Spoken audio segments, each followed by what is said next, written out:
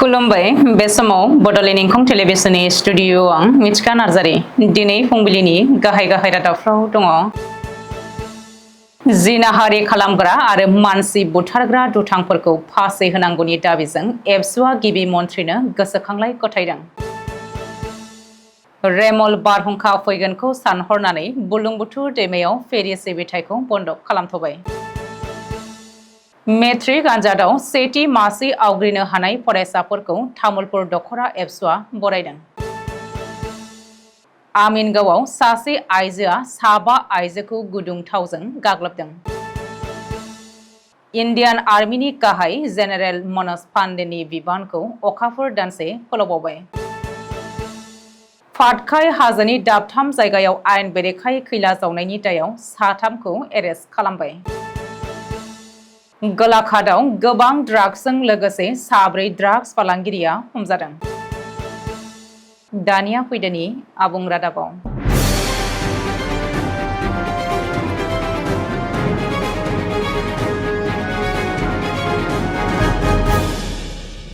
दुलाराय बर' फरायसा आफादा समबारखालि गवालपारा जिल्ला एबसुनि मददजों खास्रि बिस्रि दुथांफोरजों बुथारजानाय हिरेनमय खाख्लारिनि थार बिजिरनाय नागिरनानै गवालपारानि दुधनैयाव हानजा सुरदों। थांनाय 3 मे खालाराव गवालपारानि दुधनैयाव सानै उन्दै बर' हिन्जावसाफोरखौ हानजायारि जिनाहारि खालामनाय जाथायखौ लानानै 5 मे खालाराव दुथांनि नखरजों सावरायनो थांनायाव दायनिगिरिफ्रासो उल्थायै सिखा जं रुवाजों गाग्लोबनायाव हिरेनमय खाख्लारिया जिउ खोमानांनो गोनां जादोंमोन।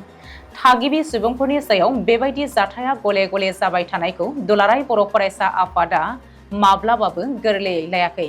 बेनिखायनो बर' आरो ट्राइबेलफोरजों लोगोसेनो आसामावबो बेबायदि जिनाहारि आरो बुथारनाय जाथाया जोबथा जाथारनांगौ होननानै दायनिगिरि आरो जिनाहारि खालामग्रा दुथांफोर फारियै धन आली तालुकदार, बाहार आली आरो रेहमान आलीखौ फासि होथारनांगौ आरो धन आली तालुकदारनि बिदा सेकबर आली आरो बिब' पारमिना बेगमखौबो हिरेनमय खाख्लारिखौ बुथारनायनि दायाव फासि होथारनांगौनि थाखायनो समबारखालि रुंसारि हिरेनमय खाख्लारिनि गोथार सारादुखौ बिथा खालामनानै थार बिजिरनाय मोनथारनांगौनि थाखाय दुधनैयाव हानजा सुरनाय जायो। हानजा सुरनायजों लोगोसेनो थाबैनो थार बिजिरनाय होनांगौनि थाखाय जर'खा नायबिजिरगिरि हानजा दानाय जिनाहारि खालामग्रा हानजा धन आली तालुकदार, बाहार आली आरो रेहमान आलीजों लोगोसे हिरेनमय खाख्लारिखौ बुथारग्रा सेकबर आली आरो पारमिना बेगमखौ भारतनि आयेन बायदियै फासिनि साजा होनांगौ। हानजायै जिनाहारि आरो इनायै बुथार जानानै बोलि जानांनायखौ फास्ट ट्रेक कर्टनि गेजेरजों थार बिजिरनाय होनांगौ। बुथार जानाय हिरेनमय खाख्लारिनि नखरनो 20 लाख रां आरो जिनाहारि खालामजानाय साफ्रोमनोबो 5 लाख रां अनसुंथाइ होनांगौ। बेफोर दाबिफोरखौ लानानै गवालपारा जिल्ला बेंगिरिनि गेजेरजों आसामनि गिबि मन्थ्रि डक्टर हिमन्त बिश्व शर्मानिसिम गोसोखां बिलाइ दैथायहरो।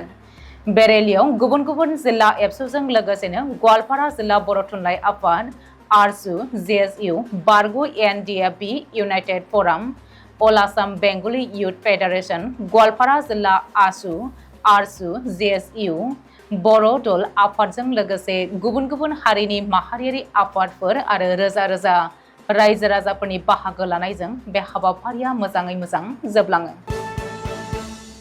कामरुप जिल्लानि जिल्ला खुंथायगिरिया आथिखालाव बोथोर बिगियाना होनाय भबिष्यत बाणी बायदियै रेमल बारहुंखा फैगोनखौ सानहरनानै बुरलुंबुथुर दैमायाव फेरि सिबिथाय आरो फिसा नावजों ना हमनायखौ दोनथ'होबाय।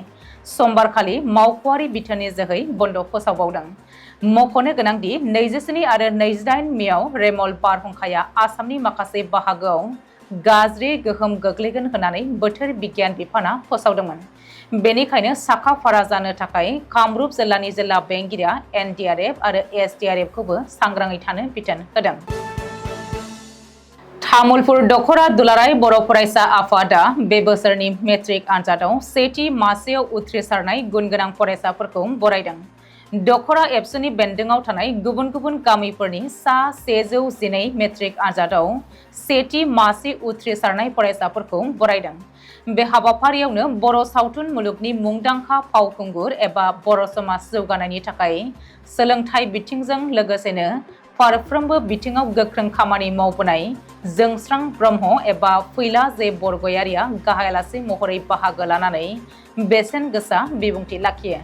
सासे गथ'आ गोग्गो सोलोंथाइ लानायाव बिजोंआ जेबो फारागथि लाखिया। जोंनि माखासे बिमा बिफाफोरा गावनि गथ'फोरखौ बर' बिजोंजों सोलोंथाइ लायोब्ला जाम्बा जालाङो आरो मोजां सोलोंथाइ मोननो हाया होननानै सानो। नाथाय बेयो गोरोन्थि। सोलोंथाइ लानायाव बिजोंआ जेबो फारागथि गैया।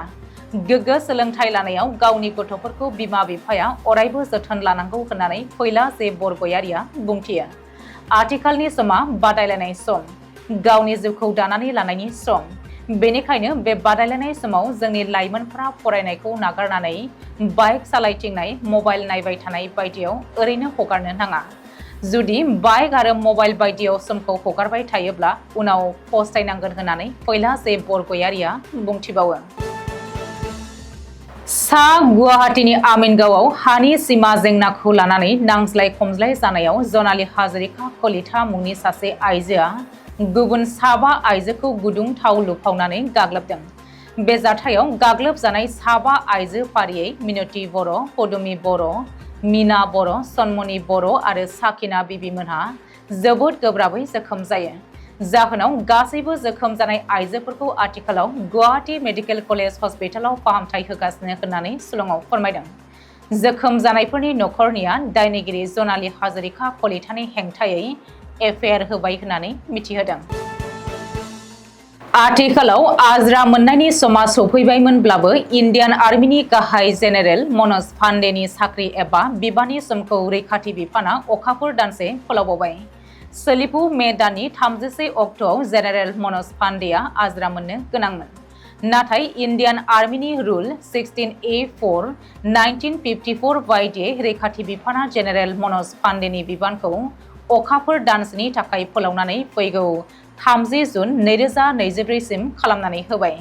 मख'नो गोनांदि आर्मिनि इन्जिनियार कर्पसआव 1982 मायथाइयाव इन्डियान आर्मिनाव सिबिथाय होबोनाय जेनेरेल मनज पान्डेआ थांनाय 2022 मायथाइनि 30 एप्रिलाव इन्डियान आर्मिनि गाहाय बिबानखौ रुजुनदोंमोन। खर'सा आसामनि तिनसुकिया जिल्लानि पाटकाई हाजोनि दाबथाम जायगायाव आयेन बेरेखायै खैला जावनायनि दायाव पुलिसआ 3 दायनिगिरिखौ एरेस्ट खालामबाय। हमजानाय 3खौ फारियै नेपाल हादर, फौजिरनि दावा शेरपा आरो मेघालयनि जन आरो फेनाल होननानै सिनायथि होदों पुलिसआ। अदेबानि बिसोर 3आ खैला जावग्राफोरसो। गुबै दायनिगिरि एबा जायगानि सुबुंफोरखौ पुलिसआ दासिमबो हमनो हाथ'वाखै। मख'नो गोनांदि रबिबारखालि बे आयेन बेरेखायै खैला जावनाया सोराङाव फैदोंमोन। सोरखारनिफ्राय जेबो गनायथि लायालासेनो खैला जावनाया सोराङाव फैनायनि जाहोनानो जादों पाटकाई हाजोआ गाहायाव जग्लायनाय। शुक्रबारनि हर गेजेराव हाजोआ गाहाय फारसे जग्लायनायनि जाहोनाव जिल्लानि खुंथाया नायबिजिरहैनानै दाबथाम जायगायाव आयेन बेरेखायै खैला जावनायनि फोरमान मोन्दोंमोन। लेडु ओनसोलाव नामदां आरो बारगलाइनि गेजेराव जादोंमोन बे आयेन बेरेखायै खैला जावनाया। बेनि उनाव तिनसुकिया जिल्लानि जिल्ला बेंगिरिया पुलिसनो नायबिजिरनो बिथोन होदोंमोन।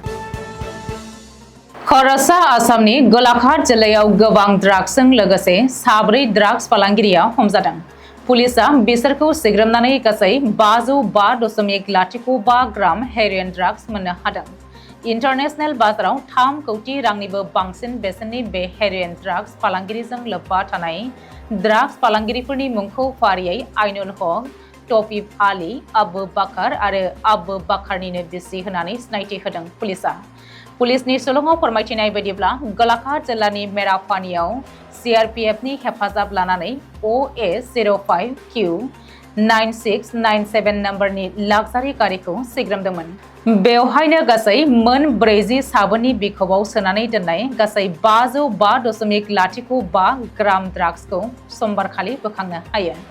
आथिखालाव गोबां सोंबावनो एबा बांसिनै मिथिबावनो बिसोर 4खौबो पुलिसनि कास्टडियाव दोनदों होननानै मिथिहोदों। दिनै फुंबिलिनि रादाबा एसेनोसै। गोजोन्थों।